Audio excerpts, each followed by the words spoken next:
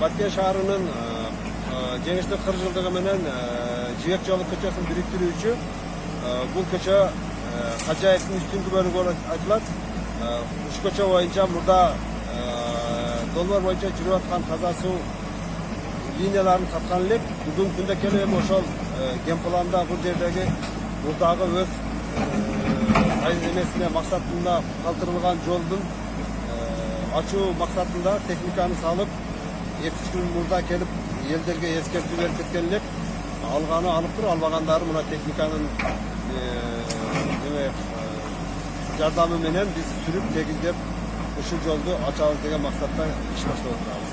Мындай иштер Баткен шаары боюнча көптөгөн көчөлөрдө жүрүп атат.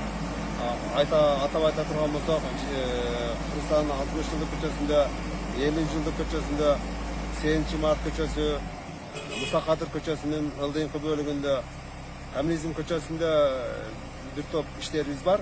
Ошол эле маалда Баткендин эң центральный көчөлөр болуп эсептелген Тургунбай Садыков атындагы көчөбүздүн бир тарабы ачылган, бир тарабы ошо бойдон турат.